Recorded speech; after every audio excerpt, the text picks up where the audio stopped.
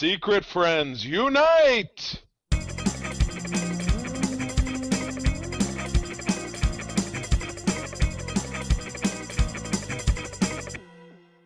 Welcome to the Secret Friends Unite podcast episode 474. Same in the front, same in the back. It's a palindrome. Party in your the front, host. party in the back. Exactly. I'm one of your hosts, Todd-a-show, here to bring the geek fun. It's been great. It's becoming the summer of Friends. It's going to be a good year. I can feel the vibe. The summer of movies have started, and we are probably already losing. Welcoming along the journey is Charlie Carden. I checked of the two movies are out. I think Fall Guy was at like 35 million and Apes was at, I think, 30 or 35. So both of them are just like, I put it in our bracket. I plugged it in our bracket for all of our guard. But anyway, not to get deep in the woods. Good evening, friends. Great to have you listening to my voice, no matter what time of the day it is. When you're listening, it's good to have you. Yeah. So this is going to be a pretty relaxed episode. Nothing really hot and heavy is happening in the world of nerd right now, which is probably a good thing. We need some time to breathe. We'll get there. We're about to, and it'll be next month, but we're going to start our 5-week run up to Deadpool and Wolverine by watching 5 films from the X-Men series. So that'll be our Thunderdome topic for 5 weeks in a row. So I'm really looking forward to that. Yeah, doing something a little bit different. It's going to be fun. I think everybody's going to be along for the ride, so hopefully you enjoy that. We're going to look to have some people come on and actually talk about the films, which will be fun as well. But before we do that, we want to say thank you to our Patreon Secret Friends Squad. These are the people that support our show every week. We thank you so much because of that. If they're a Patreon member at the Friends with Benefits level, you get no ads, you get all the audio, you get all the video. At the lower level, you pay $2, you get all of our content. Thank you so much for doing that. And at the BFFs level, you get shout outs on our Patreon shows. You're getting as it. Well. Yeah. So with that though, for $2, you can get all of our awesome content. So with that though, I want to say thank you to the Friends with Benefits, Johnson Dorf, Phoenix Sisters Cosplay, Corey in HD, Matthew Keel. Thank you so much for getting those awesome benefits, and hopefully you're enjoying them. And then our BFFs, Sean, Stella, and Henry Nias, and Missy Merchant.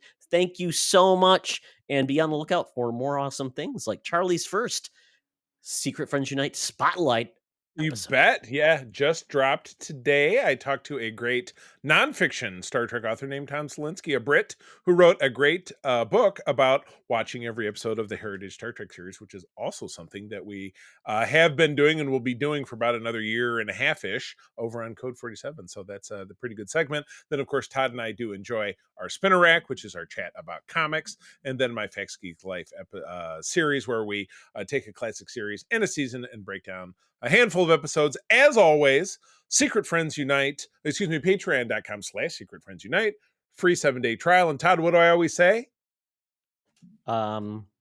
Stick around. Engage. That works. Just engage and then stick around. Very good. All right. Yep. Well, we now have a recurring segment, in so much that we've done it twice. As long as we get questions. As long as we get questions. Our mailbag, which is available at our Secret Friends Unite Discord, and of course at secretfriendsunite@gmail.com. Send us a question. Anything in the sphere. It doesn't have to be a question. It can be a statement. I love blah, blah, blah. And you guys ripped on it. Blah, blah, blah, anything it is. We want to hear from you. But anyway, we've got a mailbag. Go ahead, please. Yeah. So and put it on Threads, put it on our Discord group, put questions even on our Facebook podcast page. There's a place for you to reach out to us anytime. Along with that, check out our Threads, our LinkTree, and that has all the ways to reach us and leave a message.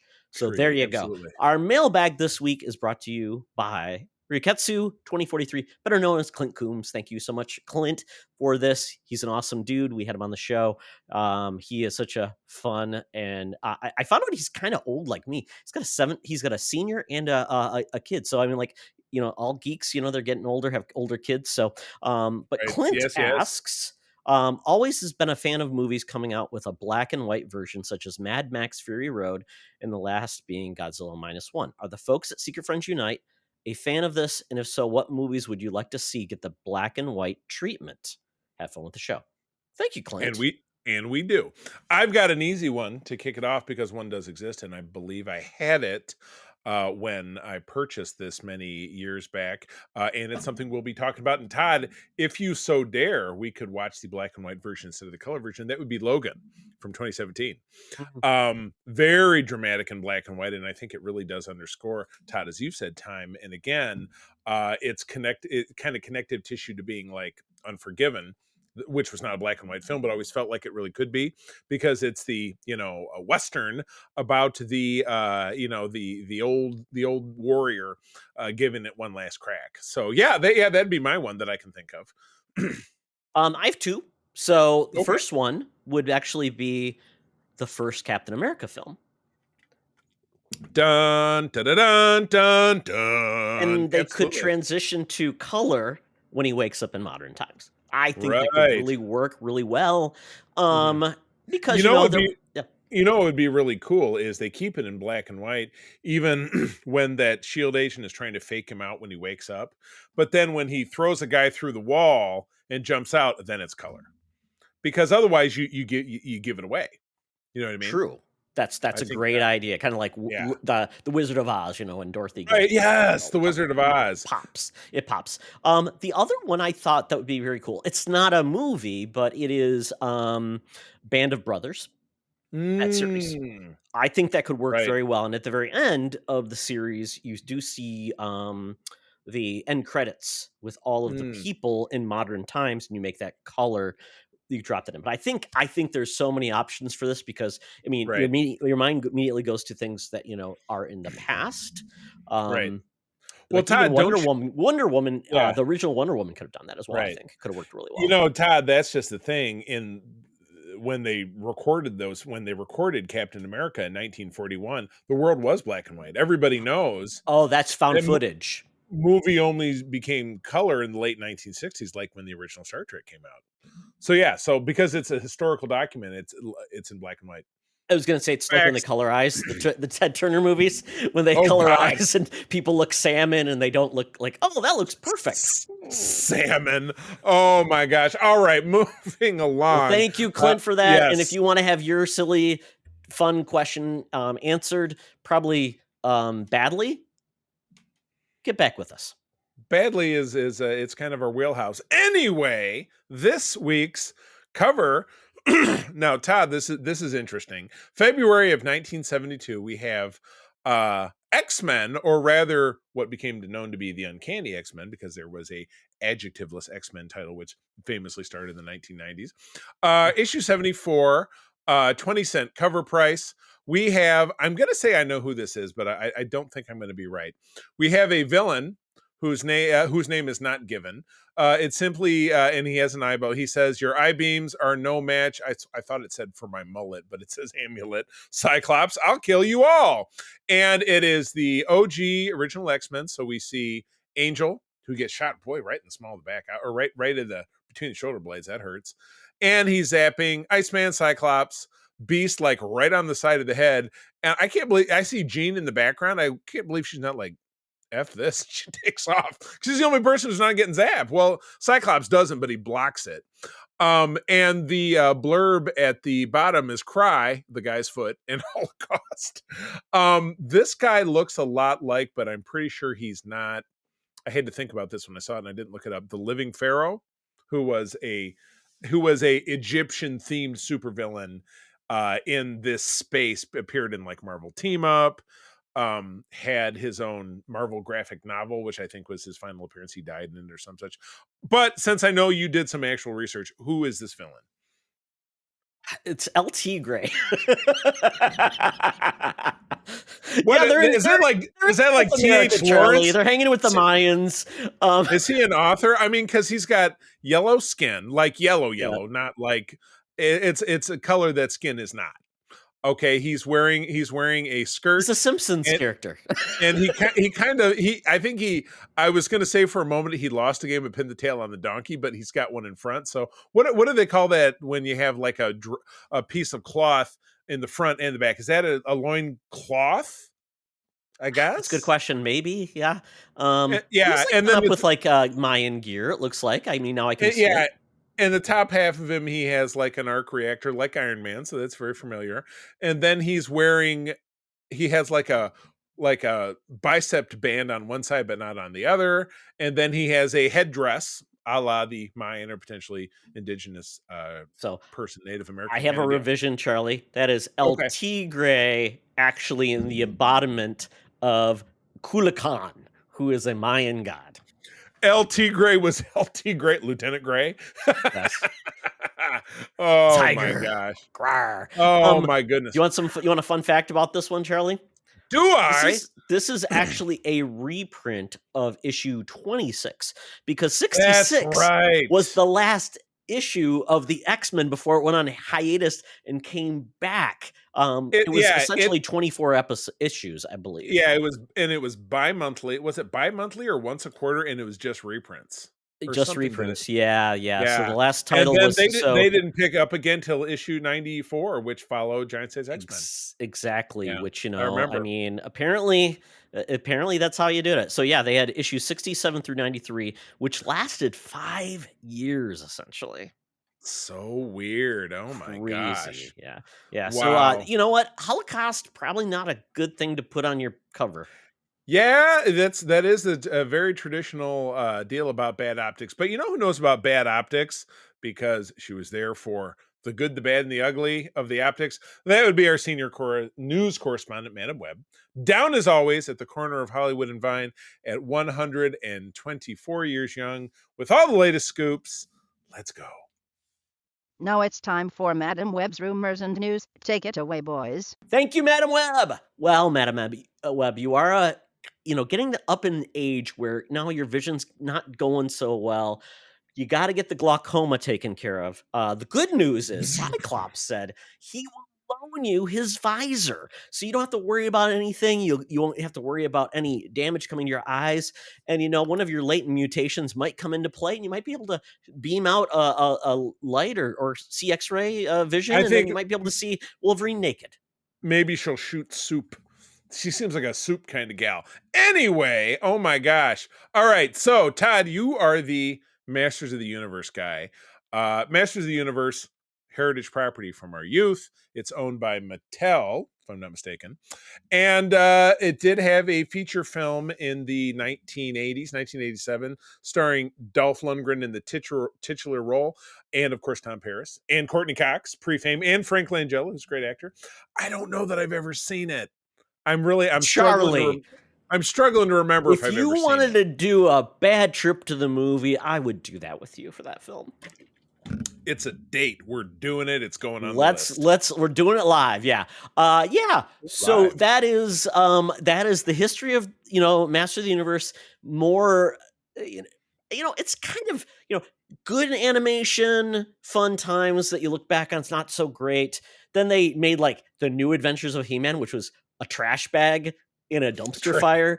I don't know who liked that. There's probably one fan of that show. I would love to meet that person because I don't know. Please, on it. secretfriendsunite@gmail.com. Talk to me. Then we did get the movie, which obviously we'll talk about. Well, I think there will be more to say about that movie, but I would say if you're curious, check it out. You'll come away very confused.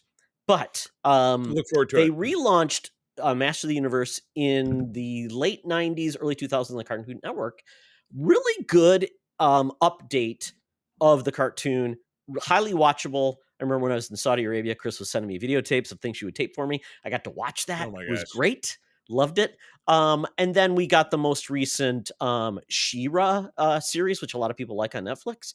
And then we also got the more modern version of He-Man, Master of the Universe, The Revelation and Revolution. I still need to watch the new one. I haven't watched it yet, by Kevin Smith. Yeah, I feel like I saw a couple and it didn't really grab me. So I guess we're both guilty. So I would say He-Man's probably an upswing, at least in regards to the animation, which is great.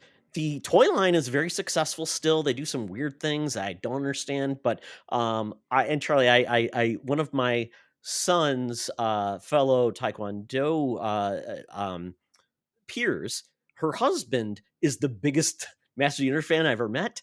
Really I nice have guy, and he's deep there's into it. There's a guy in the figure collecting community here in West Michigan who goes by the handle Motu Joe, so MOTU, Okay. Masters of the Universe Yeah, Joe. the Motu, And that's his sweet spot. There's another dude, Justice Curry. He lives out on Lake Michigan Lakeshore. He's a huge collector vendor, and I know Masters is one of his lines. So Oh yeah. I Mighty remember Collector's still a big deal. Yeah. I know very firmly that I had a box of them that I gave, like when I gave up the line, I gave them away, which was just dumb. However, there is now identical product in the store. Oh yeah. So yeah, I'll send you a picture every once in a while. I'm like, Todd, look at Skeletor. And of course, Evil Bad Skeletor is the only meme website I really care about. Unemployed Skeletor. It's just as nasty and disgusting as I Okay, am. yeah, So yeah. yeah, highly Unemployed recommend it. Skeletor. If you've never seen him before, Charlie, he's very funny too. Yeah, Okay. it's a great like YouTube meme mimic thing from the early Memery. early 2000s. But what I'm getting to is Yes. there has been talks to get the Masters of the Universe film made since 2007, Charlie. Wow. This thing has been passed around. People have spent money on this. And quite honestly, now it's like, I think Netflix was the last one who spent a lot of money to develop this thing. And now Yeah. it's actually gonna get made. And Charlie, normally I wouldn't be excited about this, but they have one person involved in this project that makes me very excited, and that is Travis Knight. Yes, yeah, the director of Bumblebee, which is quite frankly the only Transformers film in the last 25 years that's worth anything, I think, including the last one that we just watched. Yikes. Yeah, But you know this who is Travis exciting. Knight is related to? Not Travie McCoy from the Gym Class Heroes. Who's he related to? Suge Knight? His father is Phil Knight, the founder of Nike. So the dude comes from money, Ben Affleck? royalty. Exactly. Wow. Yeah, Ben Affleck. You know him. So this is going to happen at Amazon MGM Studio for a film in June 2026. Amazon has a shit ton of money, so they can fund this thing. And at this point, we don't know anything else except that I really like Travis Knight, all this work he did with Leica, with the stop motion things. I think he's done some great work there. And at this point, I don't know his history, but he's got a couple of years, June 2026. So he's got a couple of years, a year to probably develop, get the script and cast it. And Mattel is behind this because they're trying to really push their product to get this out there, get back in the zeitgeist beyond just the fanboys like myself. And it's going to be a reimagining. So Charlie, given that, and we've seen Barbie now with its success, we've seen things from the past that try to go hardcore like G.I. Joe, try to be extreme. Their movies just, don't work because they're trying to make it not what it truly is. They're trying to bend the IP. That's why G.I. Joe has failed, absolutely, because G.I. Joe, a real American hero, has to turn into G.I. Joe, an international force for good, which was the big failure of the first film. That, the pit was under the Saharan desert, and it was this big, colors of Benetton, different actors around the world kind of thing. And it's just, it was just G.I. Joe. There was no. Where's the parrot on Shipwreck's shoulder? No having fun. Exactly. Where's Quick Kick having a good time? Where's Bazooka telling kids not to take drugs? Right, exactly, because that's all kids were doing in the 80s because it was the 80s. But anyway, this is great. 2 years is good, so it's in development. So no casting, no things of that nature. So big theatrical release, run by Amazon. That's pretty much what we're talking about here, right? Yeah, MGM. I mean, that's their studio now for making movies, which makes sense. And those movies will come to Amazon, Prime later. So it makes sense to have that theatrical presence and make some more money. So I'm hoping this is, quite honestly, I hope they just go all in and kind of like some lampooning some of the past history. Not going full Barbie, but maybe doing a little bit of the Brady Bunch movie and just having fun with the property. Yeah, good stuff. Awesome. All right, let's do some let's pick up the pace here a little bit. We got 2 bites about the Fantastic Four. I'm thinking the way they're teeing this up, production is supposed to start at the end of July. I think it was a headline that I read today. will this be the thing that saves the MCU? Something's gotta, because they are in. They're X-Men kind of in a 97 already creative. did, Charlie. I'm talking about on the big screen, babe. No, I totally agree with you, but it's great, but it's not the same. I mean, you know that as much as I do. And it's not the MCU because it's a separate continuity. It happens to be Marvel, but it's not the same. So anyway, we got two headlines of big casting. Actor Ralph Ineson, who is he's from your beloved Game of Thrones, if I'm not mistaken. I'm trying to scroll He through your very is. He was ad actually on the heavy link original here. Yeah. Office in the UK too. Oh, and he was in that movie The Witch, I believe. Wasn't that a movie that we watched for Halloween? Oh yeah, that was him. Yeah. Yeah. He was also Yes. played a character in one of my most recent favorite video games, Sid. He's phenomenal. He can play comedic roles. He can play dark and dirty roles. Sid from Ice Age. Got it. Yes, exactly. Very nice. Very nice. And so that's him in an unknown role. And then we No, had he's going to be casting of, Galactus. He's Galactus. Oh, I was thinking I was already onto the next tab. Yes, he's going to be Galactus, and he's a Brit. Will he be a Brit Galactus? Or as I reminded you that when something terrestrial ends up in space, it's space, whatever that is, because there's no Britain in space.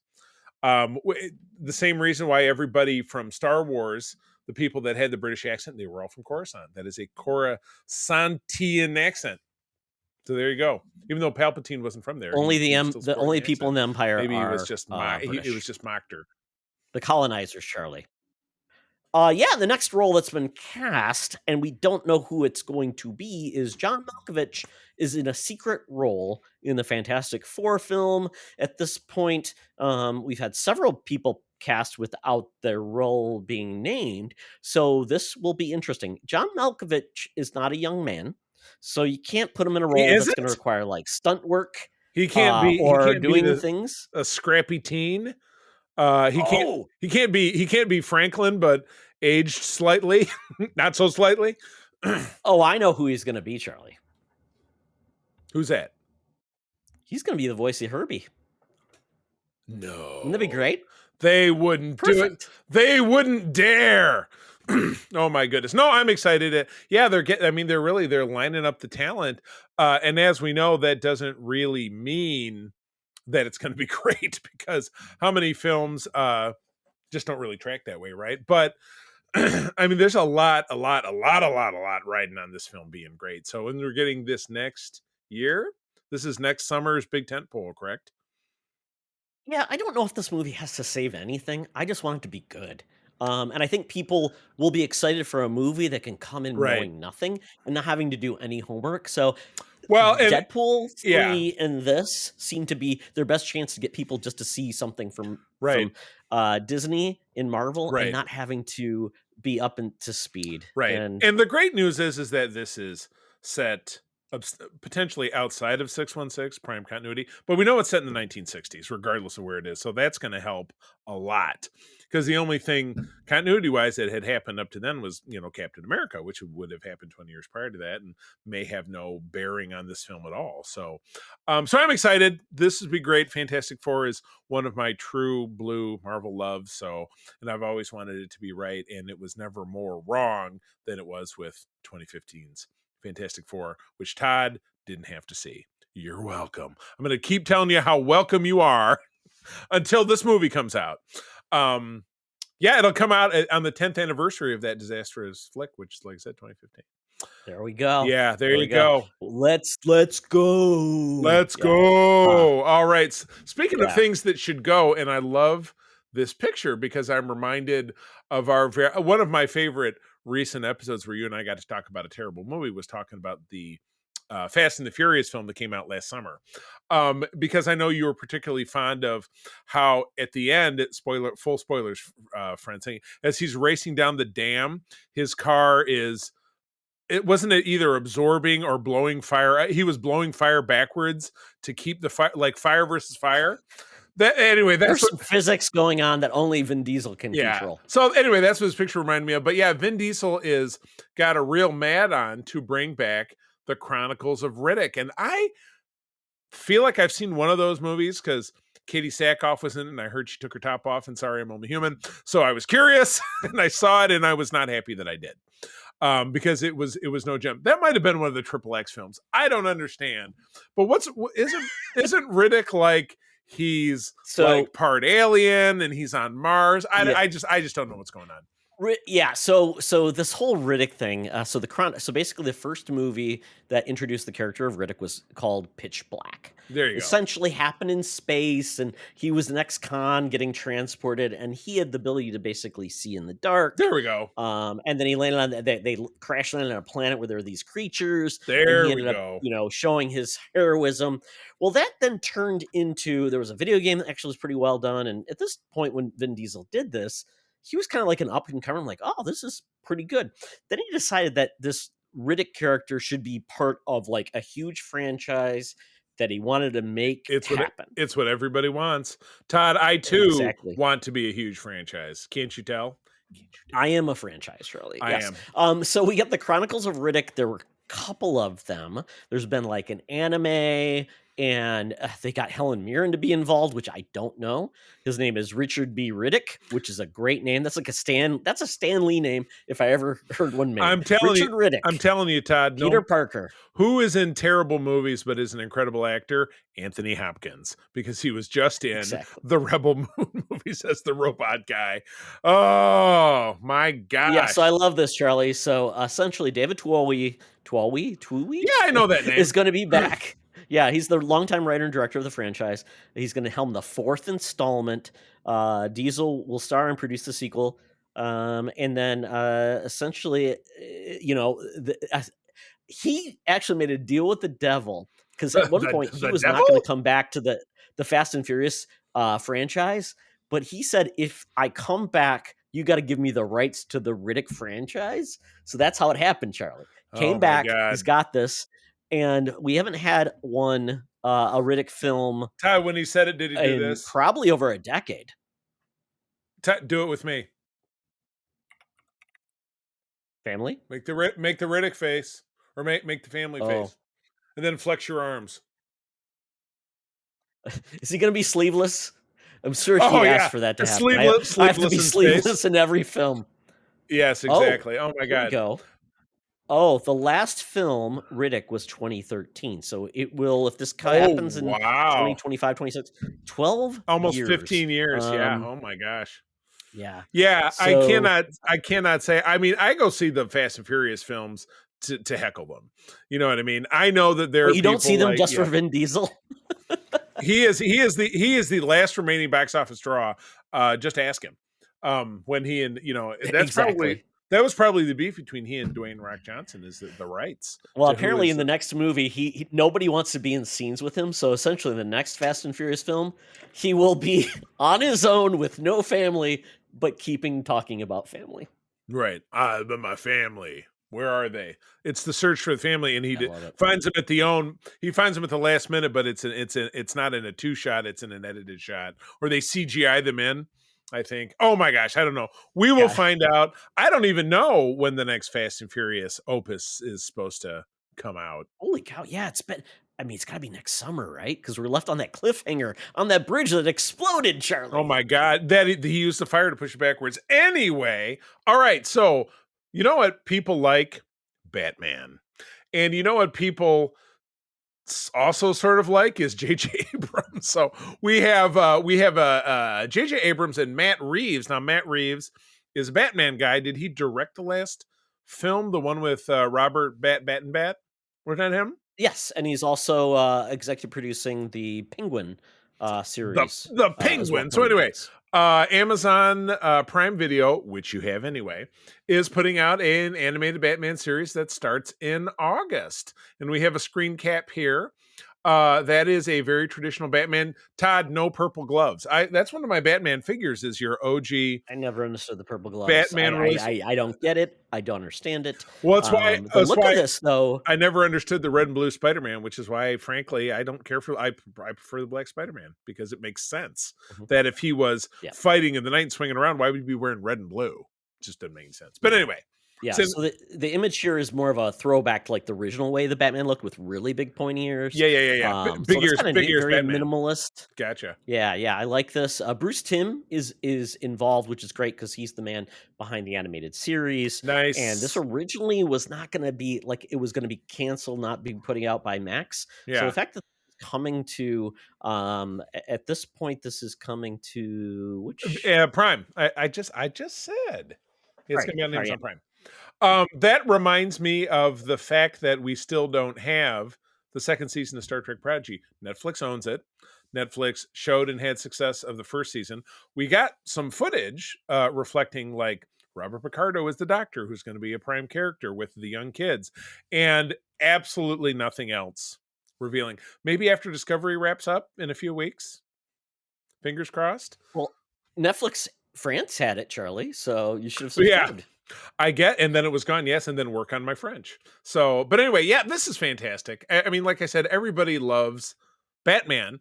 BTAS, or Batman the Animated Series, which aired on Fox Kids, 85 episodes from 1992 to 1995, was a classic that came on my, I think, junior year of high school.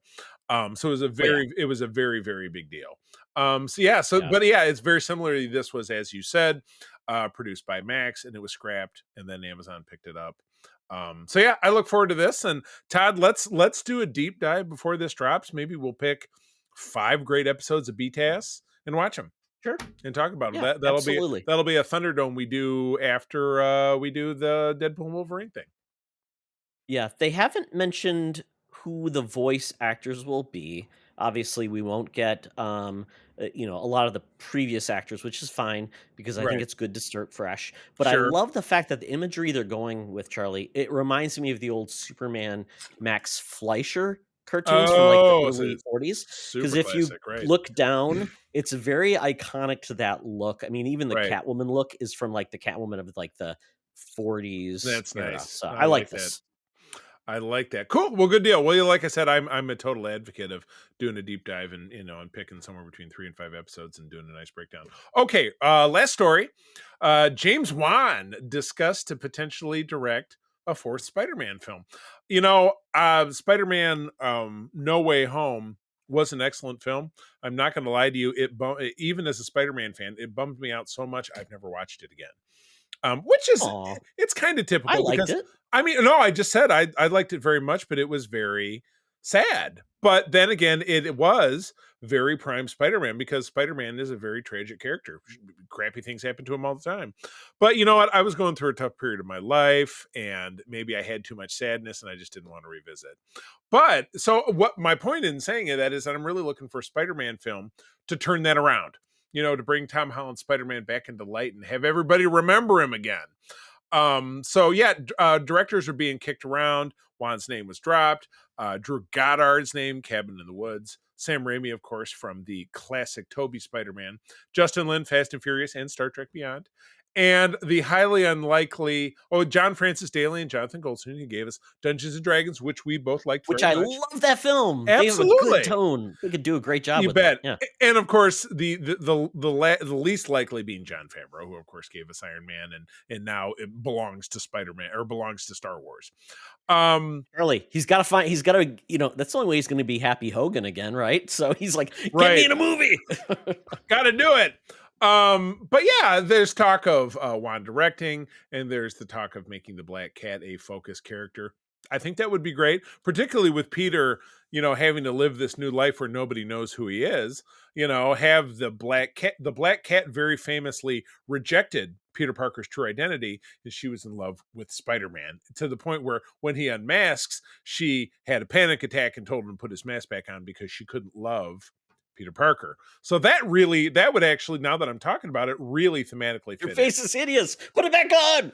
The thing is, Peter Parker's really handsome. Tom Holland's really handsome. So yeah, Just this wear would the be mask. Just wear the mask, Charlie. the fact that they're kicking around directors means they're probably 6 to 12 months away from rolling camera on this. So this is a 2027 film, if at all. And I love it. Yeah, I love it. This is essentially them once again starting over from scratch with Right. Spider-Man, because Big time. he, nobody know who he is. He's basically at this point he'd have to again share his friendships, and it's Peter down on his luck with nothing Right. to help him out, because this feels like a classic Spider-Man, which is cool. And Big Charlie, let time. me just tell you right now, Black Cat, played by Jojo Siwa. I was going to yell out the line you yelled before we started rolling. I'm not going to do it. Don't do it. Don't do it. So this would be Don't great. do it. I Yep. am, as I've talked about many times, Spider-Man is my number one hero. It's the biggest part of my collection, which got my camera. I'm facing the wrong way, but my figures are in front of me, and Spider-Man is. Well, you can see all my webbed Spider-Man hanging along the top here. So yeah, I love Spider-Man. Tom Holland is my cinematic Spider-Man. I've loved his work more than any other. But I would like to see him get a win and be brought back into the fold. So, all right. Well, that takes us out of the news. Todd, time to get out that Fuber app, that Feeble Uber app. Get us down to the Geek Easy, but as we slide in to that car and he flips on the radio, all of a sudden I'm hearing this message. Talk nerdy to me. Talk nerdy to me. We're sitting in the Geek Easy, cover bands playing, drinks are poured, and we are ready to get our nerd on. Well, I tell you, I am loving the fact that X-Men 97 is coming back every week with a new episode that is great and exciting. It's a revolution. And yeah. Dipping its toe into, kind of the comics that I was so into the X-Men at that time, early 90s, college era Todd, Yep. into these comics. And, anybody who is not aware of what's going on, like a lot of people who had missed the comics are like, oh, these are great. I love this. Are the comics as good? I'm like, they are adapting the comics directly. So Crazy. they're taking some, they're basically taking the storylines and pulling different things. I love it. Right. It's fantastic. They're having fun with it. So, I feel like those who have not read those comics are in for a wild ride. Like, I know it's coming. And especially this episode, just for anybody who's not watched it, spoilers starting now. Boom. So Charlie, episode 8. Yep. Magneto was right, apparently. Asteroid M. I didn't That's see. right. Did I miss when he tossed that together? Did he have that before this episode, or he was like, Well, I got Asteroid M? Well, Asteroid M was a thing that happened in the 90s. That was a big part. Oh, with the no! I acolytes. totally got it. I just can't remember in Yeah. the concourse of the series if he did it or if it was from. Well, he brought it up from It's basically a big old chunk of Earth. Yeah, from the sea. Right. Brought that up.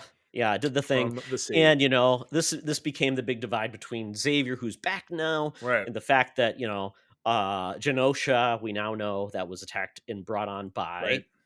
Signor Sinistare and Oh, yes. Bastion. And I never knew much about Sinister until this series. I didn't realize kind of what his deal was. So that's kind of like I knew about him, and I knew he was the was he Inferno? Was that his big arc? Was he part of that deal? Inferno was the Goblin Queen, but yeah. with Madeline Pryor. Yeah, so he's a part of that. Yeah, there you go. He's part of a lot of things. The Mutant Massacre was a big part that he was a Right. part of as I well. gotcha. There was a great comic series about Mr. Sinister, and you see how far back he goes. Right. The dude goes back to like the 18th century. which That's is what I learned kind about of him. cool. Yeah. So the fact that we got this, and then we essentially did get the battle between, the divide between the mutants and Magneto and Xavier. And it was funny because the last part of this episode, Charlie, were you surprised what happened? I was aware of this being a portion of the comics, being that I have a more than passing familiarity with kind of how that stuff went down. I think it was handled great in so much that they accomplished it, but in a typical cartoon fashion, reminded me of like the Bad Batch, how when somebody gets shot, you'll see the person doing the shot, and then you'll see a cut of the reaction of the person getting shot and then falling over. So you don't see them take a blaster bolt to the chest. So it was the same thing. And as we said, full spoilers, this was in reference to Magneto after being stabbed in the back. So he was suffering or dying anyway, used his power to essentially pull Magneto's adamantium right off his skin, but they simply Wolverine's. What did I say? You said Magneto's adamantium. He was doing it to himself. Yes, but they showed it. It's simply in a still frame of Wolverine going, which is all the adamantium getting pulled out. Which, quite honestly, that comic book, I know the panel so well because I remember when it happened. When basically same thing, they took it directly from the comic and did it right in the and they just did the panel without the animation, but which was phenomenal. You're right, to just kind of dial back the gruesomeness of it. So yeah, it's now, and we have one episode left this week. So if you listen to this on Tuesday, right? I think there's 2. I think it's go to 10. So I think there's 2 more. I thought it was 9, but you know what? We'll find out. But yeah, very, very exciting. It's one of the more exciting things that we've seen on Disney Plus for Marvel. In a long time. They're really nailing it. So I know that a lot of people have a ton of excitement about that. And just so crazy to me because those episodes of X-Men 92 that we watched did not click with me at all, where this is like, boom. It's a lot of nostalgia, but done right. Correct. Which is great because this is not tied to any continuity except for what they got from the comics and did this. So I'd love to see Marvel and Disney Plus do more things like this from other comics, where it's like, it doesn't have to be the MCU. Pull in everything else and just tell cool stories. It works. And this is the most excited I've seen for people with a Marvel property on Disney Plus at all. maybe ever. Yeah, exactly. In the 4 years since they've been doing this stuff. All right, what else you got? Yeah, so spoilers over for X-Men if you're back now. I don't think this is spoilers, but if you've been watching, a lot of advertisements for Doctor Who on Disney Plus now. Yes, it's official. It's official now. Doctor Who new episodes in the US. The home is Disney Plus. You can still get it in BBC and over the pond. Disney is basically funding these episodes. And now, quick sidebar, because John and I are going to go back and keep watching more modern Doctor Who for the Facts Geek Life. Are those still on Max? So is it just this? Yeah. So anything before this season and this Doctor is on Max. Are on Max. Very good. Yes. Good to know. It goes up to the female Doctor. Okay. Jodie Whittaker. Got it. Specials. So they're basically 3 60th anniversary specials that include David Tennant. It's already out there. Yeah. Spoiler. I watched the first special, and then my family does not follow your family's view, Charlie, where you got to watch everything. They're just like, I just want to jump into the new Doctor. Yeah, with Doctor Who, it's not actually possible, because there's some Doctor Who segments from the beginning that do not exist because they've been lost. So jump in. Doctor Who is very much, you can jump into any generation, and that's nice. And that's a notion that April has had that is kind of dispelled over time. So it's like you can jump in. We watched the most recent episode of The Simpsons because of something that I'm going to talk about. I said, well, I want to see how The Simpsons is doing these days, and it's definitely different. Just based on the fact that Julie Kavner's voice sounds like she's 112 years old. Her voice has really changed. I don't know. She is 40 years older than when she started that show. Exactly. Probably. But Dan Castellaneta sounds the same. In my opinion, it's weird. But anyway, I forgive age. The fact that they've been long. So basically, we have these Doctor Who specials where David Tennant came out. I watched the first one, talked about that one already. But the one that we watched recently was really the first full episode of the new Doctor. Okay. And his name is Doctor Who. Doctor Who. He's called Doctor Who. Yes, his name is Doctor Who. He is black, a black doctor. Handsome black fella. Absolutely. I couldn't tell you. Yeah, Nakuti Gatwa. He's the 15th Doctor, and I think he is originally from Rwanda. Actually, oh wow! He has dual citizenship. Moved to the UK, and he started acting in 2013. Wow. And I'm trying to think of what he actually did. He's done a lot of stage acting. Okay, and he is. I believe basically out there as an LGBTQ actor. So he is good. Yeah. And actually they've incorporated that, and I know a lot of people are not going to like this, Charlie, but they've incorporated into this Doctor. Yeah. Fully embraced it. I'm wondering how that's going to land, but you know what? You got to take swings, because you have to have your entertainment reflect the world that you live in. Otherwise, what do you got?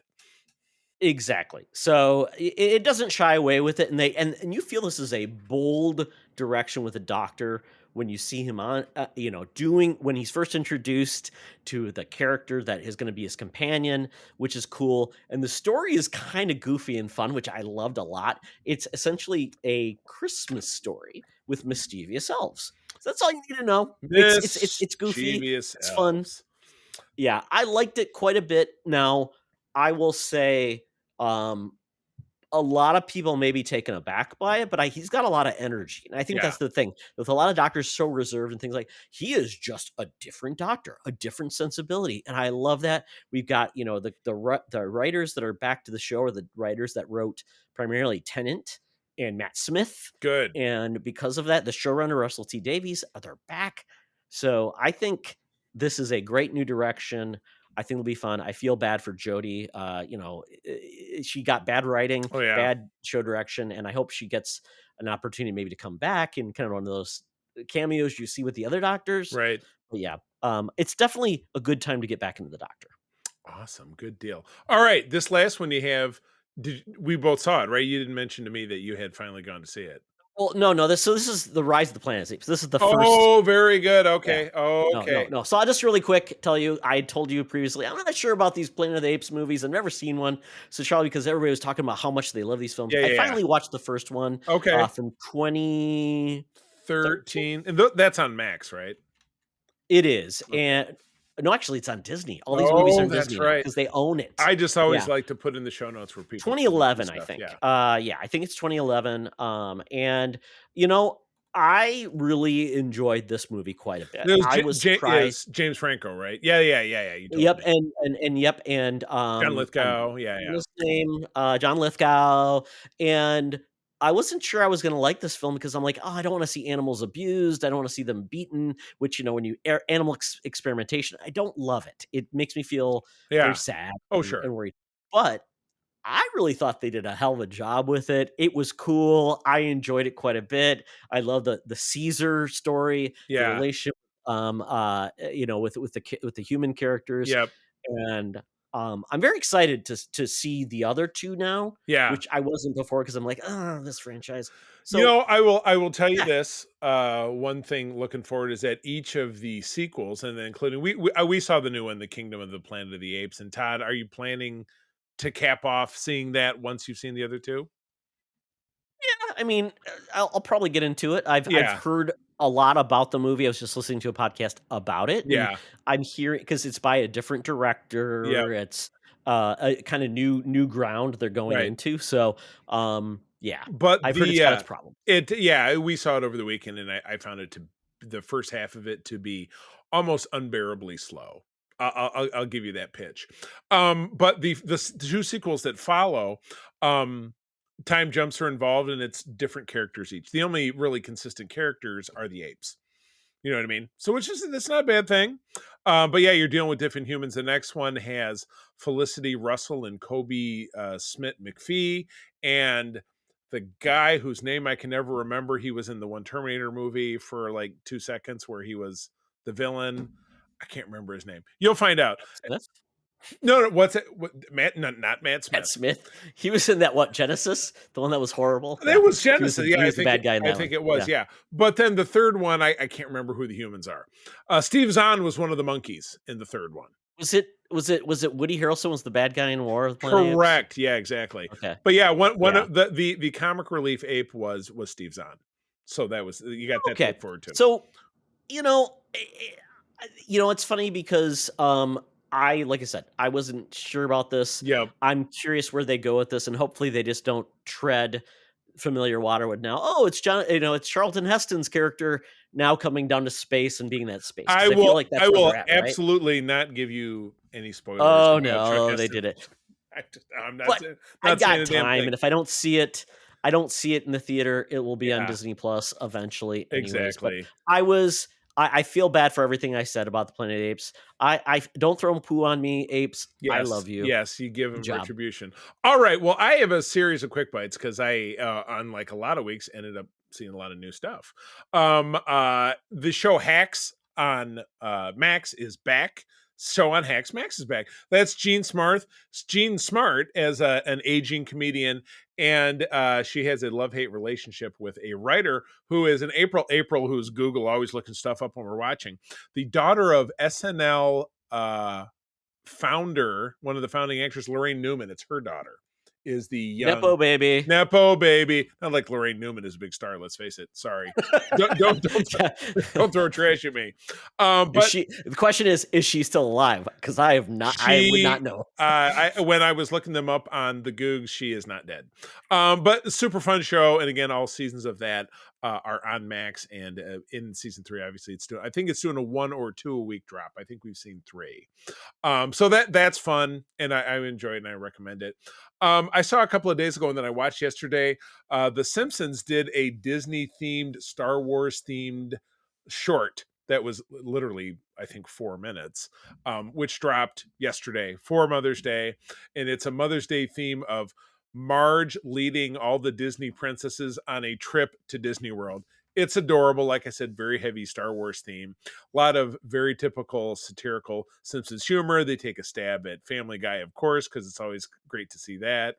So I would tune in. Again, 4 minutes and on Disney Plus, which frankly, you have it anyway. Todd talked about The Fall Guy last week. We saw it yesterday. I loved it. I loved it a lot more than I loved Great film. Kingdom of the Planet of the Apes, which we also saw.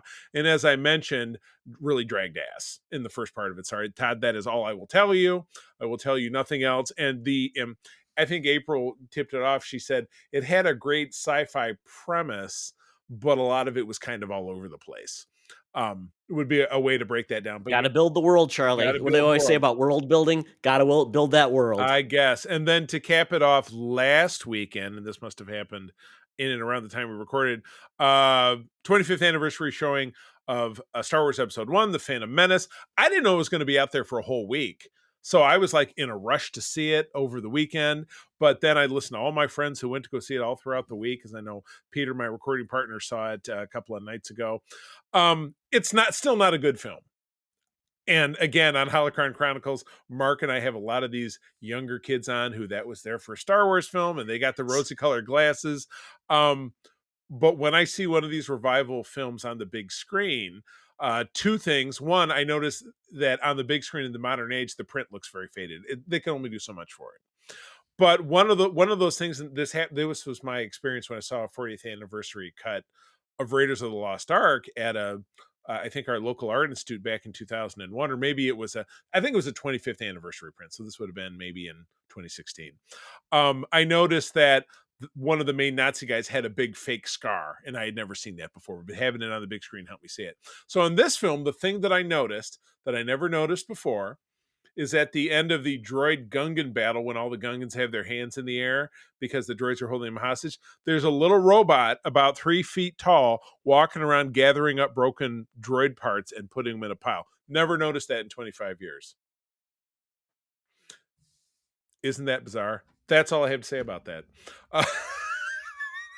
Well, and quite honestly, what they're showing is essentially what they've already remastered and done. So it's going to be a pristine version. It's not like it's sitting there in the thing. I mean, and that was another, it's funny because this is what I mentioned April as we were driving away. When I first saw the film, I had a very clear memory in that Duel of the Fates when Maul, before they go into the big reactor room and all the different stuff and they're still in the hangar, he force gestures a chunk of a droid to smash a panel to open up that door. In any print besides the big screen, you don't see how that happens. In this big print on the screen, you saw it happen. So I believe that, like you said, it's because of the letter. It's because of the aspect ratio. So anyway, that's gone now. It did really well. Makes no sense because they do all films in the ratio now. I mean that was the letterbox back in the old days was basically a 4:3. Yeah, but everything now is widescreen. And the capture. I'm telling you, and again, I don't know that I have, but I don't know that I've really studied it since. But if you go to watch it on Disney Plus, which is of course where you can see it, might find it there. But anyway, the run did great. It did 12, 15 million, something like that. So my hope is, we will see future anniversary releases, including in 2027, the 50th anniversary of the original film. big fingers crossed. So I'd be very excited. Of course, we've seen it on the big screen, but to see it in the modern parlance, I think would be pretty exciting. All right, very long news segment. We're wrapping it up. Geek Easy segment. I apologize, but it is time to get the hell out of here. Todd, I don't know why they let us back in because we never pay our bill. Because you know what? They treat us like crap here, but we always keep coming back because the drinks are free when you don't pay. But anyway, I'm going to get out that Air Quantus app. It's time to get us to the land down under. Hologram Tina and the mutants await for us to play a game for their amusement. It's the return of Todd-a-show. Welcome to another edition of Thunderdome! Thank you, Tina. The mutants have been gathered for a topic or a game to be entertained, and this week we're doing Todd-a-show. If you don't know what Todd-a-show is, this is essentially, we normally pick something, and then we essentially have to make it up as we go along. We just typically know a title, we come up with our plot, and then we it's our version of, even though we have a segment called Pitch Meeting. Kind of like Pitch Meeting, yeah. I'm going to need you to get all the way off my back. Yeah, because we've done titles before, same thing with this. We know the titles, but this is basically us going to Disney and pitching one of their movies, considering neither of these movies we know anything about yet. Right. Disney has released nothing except maybe the cast. So our two movies in question are the MCU version of the Fantastic Four and the MCU version of Thunderbolts. Right. So I will basically pick one of them and give my I won't look. overall. I'm not looking. What is going to happen in this film? Okay. So, Charlie, to mix it up, I am going to give you my Todd-a-show of Fantastic Four. Okay. All right. So you have to do Thunderbolts.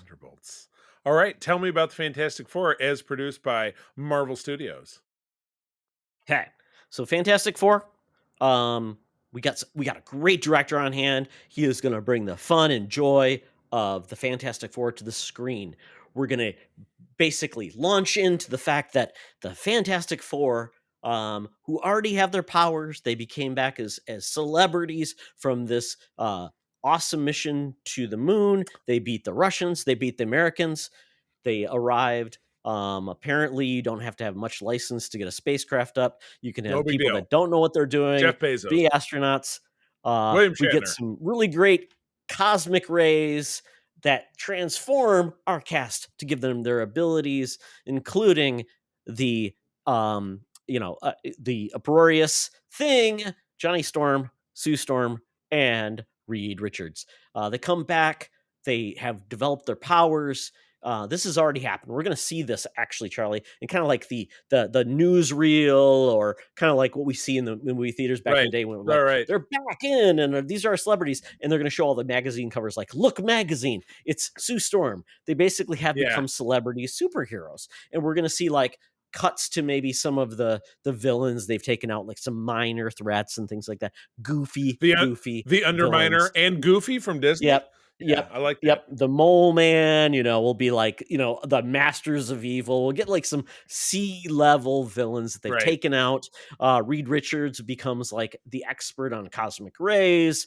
Ben Grimm essentially recoils because he's kind of finding his own way. He's not the basically the ace pilot he once was. Sue Storm gets to basically be kind of like the almost like the Kennedys, where Reed Richards, she's kind of like the Jackie O, where even though she's very talented and smart, gets relegated to be like the fashion model. And then Johnny Storm is enjoying this like he's a young teen idol, like the Rat Pack or something like that. Maybe what was it, Frankie Avalon of the time. So that's what we've got. So we've set up this world where the Fantastic Four are just living life. They're in their tower. They're brought in. They're living the life, but something is happening. There is something going along the lines of Reed starts getting some readings on this device he's been doing, which peers into alternate realialities. Alternate realities? Negative zone. What? It's what about the positive zone? I think that's where you should. Well, we're in the positive zone. The negative zone's out there. It's a bunch of like internet haters. No, but then Reed Richards said, "Hey, we want to, show the world there's more to the universe. It's a crazy place. So we're going to go live. We're going to bring in, who's the newsman of the time? Walter Cronkite. Walter Cronkite is going to show live the Fantastic Four going into the negative zone. And the team goes in. Walter Cronkite sees them sapped up, and we don't know where they went. The Fantastic Four, all of a sudden, are trapped in the negative zone. We get Blastar. We get Annihilus. Yes. We get all these villains that are like real threats. So the Right. Fantastic Four have to actually get rid of their lighter fare. Their lives are threatened. And Reed has to start thinking about what he's going to do to get them out of it, Charlie. So what does he do?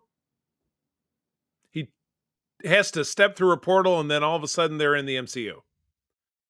So he basically crafts together he brings all his wild hands in coming in. He creates a device that then creates an alternate pathway, and it basically cracks open the world, and the Fantastic Four go in it. But that portal then stays open to the negative zone. Bring forth. They walk in, and all of a sudden they are in the modern MCU. Right. It is crazy. We Right. get the Young Avengers showing up, the people that are still left Right. that show up, which would be like Hawkeye, Ms. Marvel, Captain Marvel, Miss Marvel, Yeah. Captain Marvel, maybe some other characters show up. Captain America, Um, Cap Falc. Yeah. And then, they're kind of like, hey, we're not bad guys. And they start seeing the world as it is. Yeah. Crazy. And this is kind of like half the movie is then them just getting acclimated to this modern Marvel world. And they don't know that negative zone is still open. And that's when it comes in and they have to explain away things. And then we're going to eventually get Galactus at the end of this film.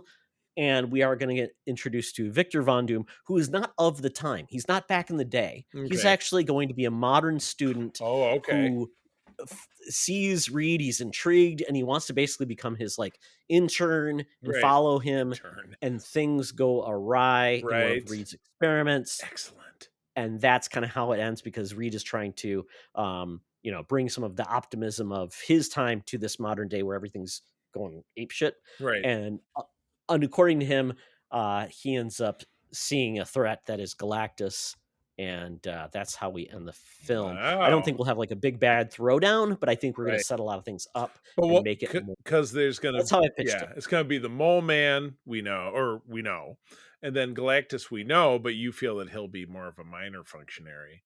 And then John Malkovich's role as Herbie the robot, which is you already said earlier. Yeah, I really want this to be a setup where it's like Galactus, kind of like Thanos, Mhm.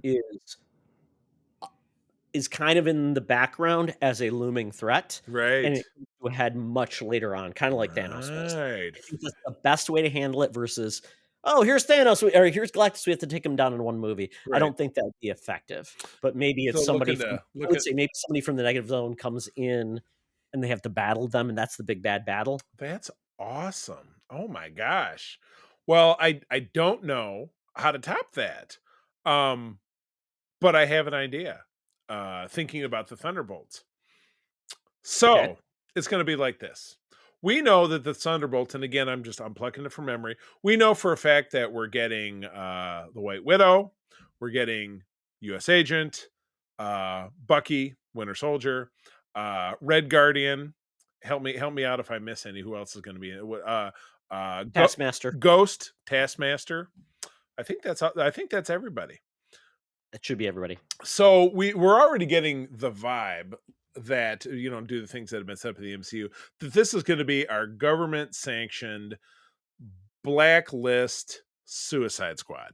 Like we kind of were presupposing this. The asterisk is that they will find themselves in opposition to a brand new, off the shelf version of Never Before Seen Heroes, drawing its inspiration from the first issue of the 1997 series.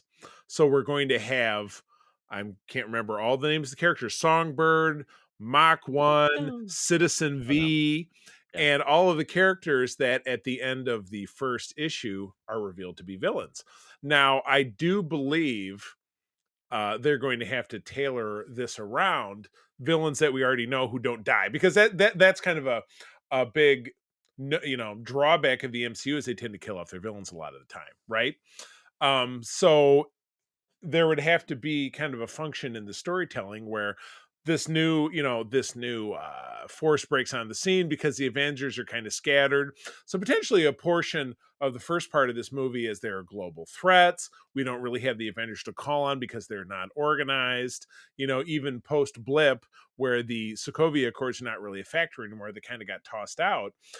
We can't really get the heroes together to take care of this thing or that thing, whatever it is. But boom, these Thunderbolts asterisk show up on the scene and they're helping out, but nobody knows who they are. Nobody knows how to get in touch with them. They just appear when shit is going down. You know what I mean? So the government sanctioned team is like, they're a little bit more like, we want to control the narrative. So we want our people to be able to be, Johnny on the spot when stuff's going down. So we really need this group of Thunderbolts to kind of be taken out. We need them to be black ops murdered. So in attempting to do this mission, they discover, but do not reveal to the world, who the Thunderbolts really are, is that they're villains who are faking it as superheroes. And then in order to protect their secret, are faking it to be superheroes Thunderbolts have to kill the Suicide Squad Thunderbolts, and that's your film. It is a lot of cat and mouse. Who's going to make it? Nobody is safe. And it is just this sci-fi / spy thriller / edge of your seat, don't know what's going to go down, who's going to make it in the end. Will, the last remaining member or members of the Suicide Squad Thunderbolt team be able to get the word out in time to mobilize the real Avengers, which would happen in another film, to basically to get the secret out there so that the fake Thunderbolts are not out there executing their master plan to make money and to essentially take over the world. Film. Okay, so let me just clarify. So you're saying the Thunderbolts team that gets announced is not the heroes, not the team we know about. It's actually a new team called the Thunderbolts, and this team of characters we already know are basically saying, because the Thunderbolts that are announced are kind of like, oh, they're going to fill in and be our new Avengers, and then Julia Louis-Dreyfus like, who are these people? And we need to take them out because we don't know anything about it, and they find out. That's a cool premise, Charlie. I like that. It's cool. It's a good idea because. Well, and again, the only people will know, because people like you and me will know that's the premise of the original comic. But we all know that people who really consume MCU studio films, that, are people who are brought in by their love of the original 10-year cycle, basically phase one of MCU. They fell in love with the characters that way. And many of them are just not comic readers. Hell, I'm a terrible book reader. Try to get me to read a book. Good luck. But something like this, people are like, oh my God, are these all the new Avengers? It's like, so we kind of take them on a ride. A cool idea. Yeah, we take them on a ride. Well, thank you very much. And I will not lie to you. I 100% came up with that on the cuff, which is how this segment works. Either that or take some NyQuil and you get infused by your brain fog, and it's like, oh, this is a good idea. You bet. And I do like the fact that, a lot of people will not know this, so it's kind of a cool idea. And obviously, hopefully people won't spoil it for people after they've seen the movie, and kind of a neat idea to introduce all these new people, and it's like all these new superheroes, and that's a cool way. Right. And maybe they do pull, to your point, Charlie, maybe they do pull from people we've seen previously and just are disguised enough that people won't know. Right. I think like villains and things like that. Yeah, I think that would absolutely be the right way to do it. So, well, good. Well, I'm curious. I'm sure that my idea is much more fantasy, where your idea seems like it really has more of a chance to move forward, because mine depends on other characters that we haven't found out about. So I am very, very curious to see how that shakes out. Well, all right. Well, that is, my dear friends, that is the end of our program. So thank you as always for joining us. Todd, where do people find you out there? They follow me on the threads. At Teoxtra, at Secret Friends Unite. Also check out our LinkTree, and check out secretfriendsunite.com for all the good stuff and to see what we're doing. What are we doing? Keep it in mind, you can always drop a letter to the mailbag, secretfriendsunite@gmail.com. What are you enjoying? What question do you have for us? What's a show topic that you'd like to pitch? We're interested. drop us a note, and there's a good chance that we could read it or react to it on the show. Whether it's heavily laced with profanity, hey, we're able to edit because we have a great imagination. But anyway, you can find me over on the Threads and the Instagram at c3carpenter.com, where I'm just busy doing my regular stuff. My lovely wife April and I do head up the USS Grand Petoskey. That is a chapter of the International Star Trek Fan Club. We have had the privilege to help other folks around the state of Michigan get chapters started as well. If you visit our website, ussgrandpetoskey.com, drop us a line. Let's say you live in Michigan. Let's say you live somewhere else. I'm very happy to give you some guidance of where you can find trekkers where you live, because that's what I like to do. Friends, as always, thank you for joining us. It's been a real dippity dip dip, flippity flip flip, flippity fling flang. I'm going to tell you, as always, sharing is caring, and to keep on trucking. Be the hero, not the villain. In a truck. I have the power to not make a bad film. We'll see. This podcast is part of the Secret Friends Unite podcasting network. Visit secretfriendsunite.com for more great shows, articles, news, reviews, and more. Secret Friends Unite podcasts are available on Apple, Google, Spotify, and other podcast services around the world. If you'd like to be part of the conversation, you can join us on Facebook or our new Discord server, or follow @SecretFriendsU on Twitter. Please subscribe to Secret Friends Unite on YouTube